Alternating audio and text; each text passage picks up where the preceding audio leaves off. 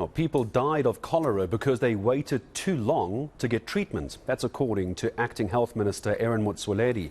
He was speaking after visiting the Jubilee Regional Hospital yesterday. He says government is now working to get medical professionals to the people. Our reporter Pule Letshwiti-Jones spoke to him to find out what the plans are. Just going to be getting latest updates regarding the cholera outbreak in Hammanskraal. Of course, the Acting Minister of Health, Dr. Motsoaledi, was accompanied by other officials as well from the Health Department, including the Deputy Minister of Health and, of course, the MEC of Health in Gauteng. Dr. Motsoaledi joins me right now this evening on eNCA. Thank you very much for speaking to us, Doc. Just take us through what is the latest and what have you found here at the Jubilee District Hospital in Hammanskraal?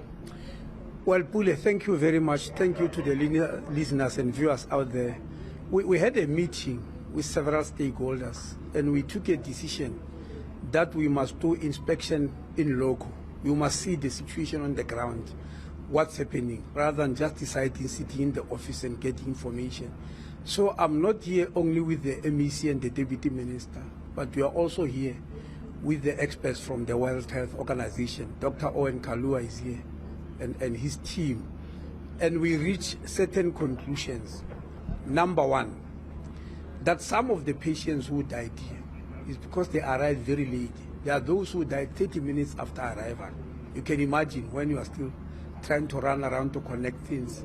So what it means is that we need to go into the community. So we took a decision tonight that from tomorrow we'll pitch a tent or two in Kanana. That's where most of the patients are coming from. Put nurses there, put rehydration fluids, put all the equipment that you want. We've already put one here in the hospital.